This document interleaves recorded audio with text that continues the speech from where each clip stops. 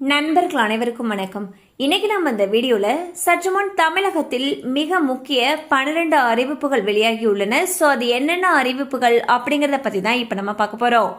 வீடியோக்குள்ள போறதுக்கு முன்னாடி இதுவரைக்கும் நீங்க நம்ம சேனலை சப்ஸ்கிரைப் பண்ணலைன்னா உடனே சப்ஸ்கிரைப் பண்ணிருங்க.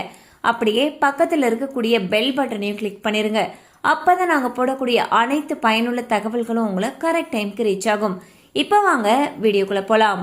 மகளிருக்கு மாதம் 2500 ரூபாய் உள்ளிட்ட திட்டங்கள் படிப்படியாக நிறைவேற்றப்படும் என்று அமைச்சர் திரு செங்கோட்டையன் அவர்கள் உறுதியளித்துள்ளார்.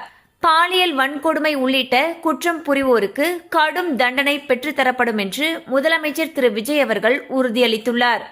பக்ரீத் பண்டிகை விடுமுறை தேதி மாற்றப்பட்டதால் மே 28ஆம் தேதி நடைபெற இருந்த CUET UG 2026 தேர்வு திடீரென்று ஒத்திவைக்கப்பட்டுள்ளது. கூட்டுறவு வங்கிகளில் பெறப்பட்ட பயிர்க்கடன்களை தள்ளுபடி செய்து முதலமைச்சர் திரு விஜய் அவர்கள் உத்தரவிட்டுள்ளார். குறு விவசாயிகளுக்கு 50,000 ரூபாய் வரையிலான கடன் முழுமையாக தள்ளுபடி செய்யப்பட்டுள்ளது. பயிர்க்கடன் தள்ளுபடி திட்டத்தினால் மொத்தம் 14,22,555 விவசாயிகள் பயனடைவார்கள் என்று முதலமைச்சர் திரு விஜய் அவர்கள் அறிவித்துள்ளார்.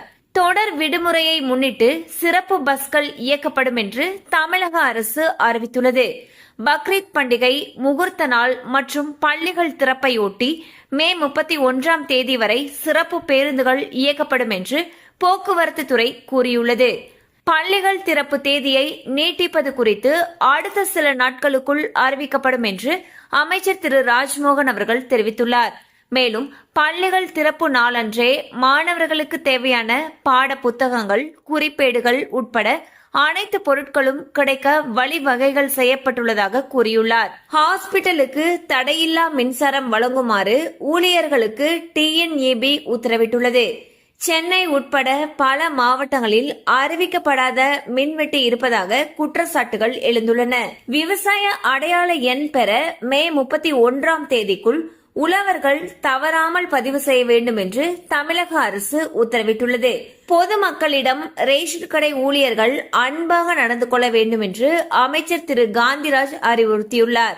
ரேஷன் அட்டைதாரர்களுக்கு சரியான எடையிலும் தரமான முறையிலும் அரிசி, பருப்பு உள்ளிட்ட உணவுப் பொருட்கள் வழங்கப்பட வேண்டும் என்று தெரிவித்தார். பள்ளிகள் திறப்பை ஒரு வாரத்திற்கு தள்ளி வைக்க வேண்டும் என்று தமிழக அரசை தனியார் பள்ளி சங்கங்களுடைய கூட்டமைப்பு வலியுறுத்தியுள்ளது. PM கிசான் திட்டத்தின் கீழ் விவசாயிகளுக்கு 2,000 ரூபாய் வீதம் 3 தவணைகளாக ஒரு ஆண்டுக்கு 6,000 ரூபாய் வழங்கப்படுகிறது. விரைவில் 23வது தவணை வழங்கப்பட உள்ளது. கண்டிப்பா இந்த அப்டேட் உங்களுக்கு பயனுள்ளதா இருக்கும் நம்புறோம்.